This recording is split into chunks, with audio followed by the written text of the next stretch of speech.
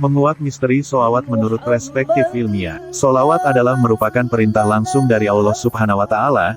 Jika Allah dan para malaikatnya bersolawat, lalu kenapa umatnya tidak ikut bersolawat?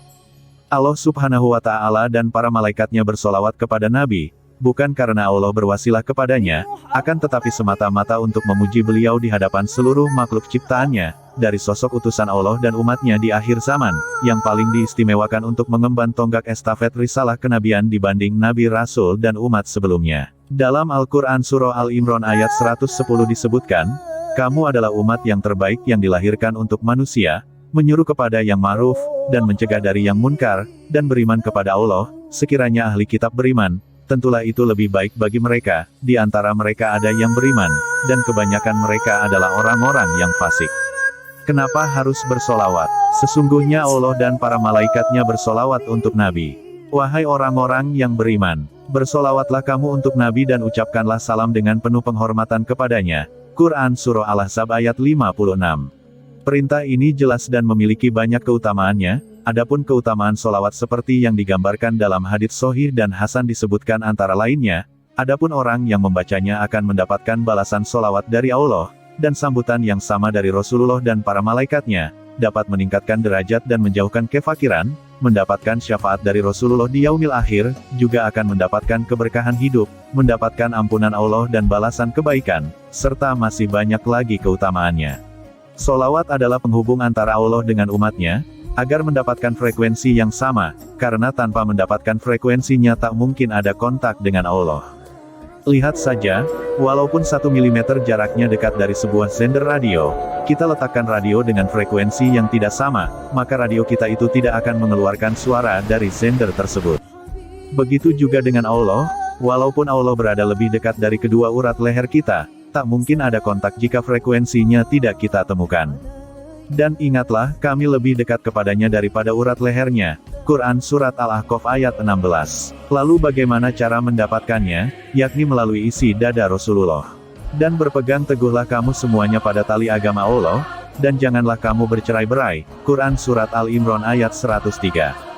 Dalam hadits disebutkan, "Aku tinggalkan kepada kamu umatku dua perkara, jika kamu berpegang teguh kepada keduanya, maka niscaya kamu tidak akan tersesat untuk selama-lamanya." Dua perkara itu adalah Al-Quran dan As-Sunnah, hadits riwayat Muslim. Nabi Muhammad SAW adalah manusia yang menyandang predikat Rasulullah dari Al-Quran yang berjalan. Ibarat kabel listrik dan setrum, kabel listrik adalah wadah, sedangkan setrum adalah energi atau daya yang bisa menciptakan berbagai macam perubahan energi di dalamnya, seperti perubahan energi listrik kepada energi cahaya, energi listrik ke energi panas dingin, energi listrik menjadi energi gerak, atau dari energi listrik menjadi energi bunyi atau suara. Rasulullah jika bisa diibaratkan adalah energi listrik tersebut, dan energi itu adalah Al-Quran, yang dibangkitkan dari pembangkit pusatnya yakni Allah Subhanahu wa Ta'ala.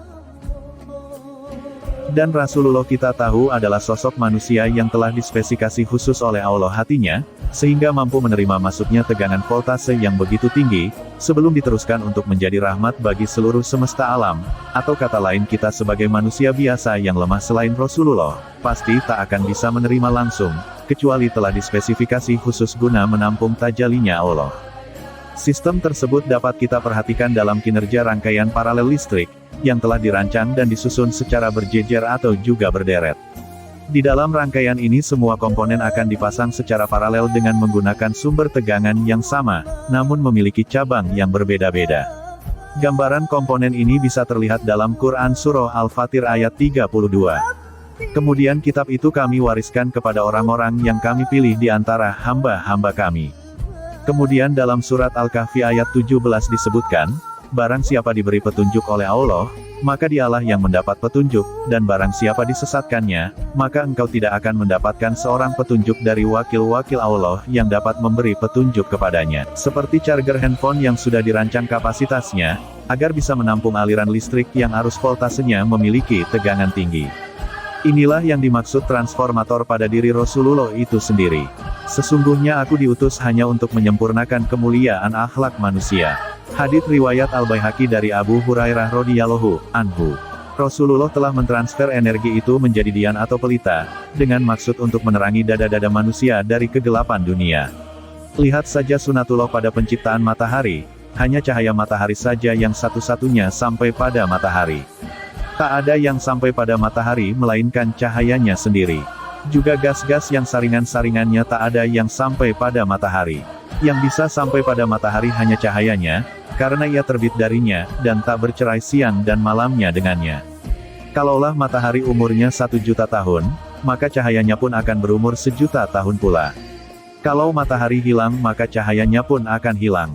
Matahari hanya dapat dilihat melalui cahayanya, tanpa cahaya, matahari pun tak dapat dilihat.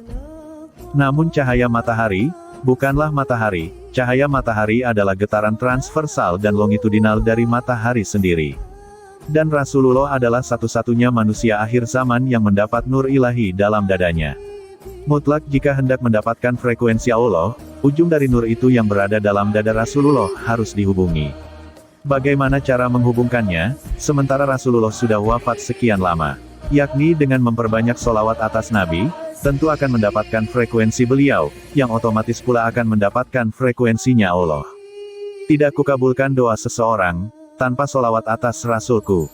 Doanya tergantung di awang-awang. Hadits riwayat Abu Daud dan An-Nasai.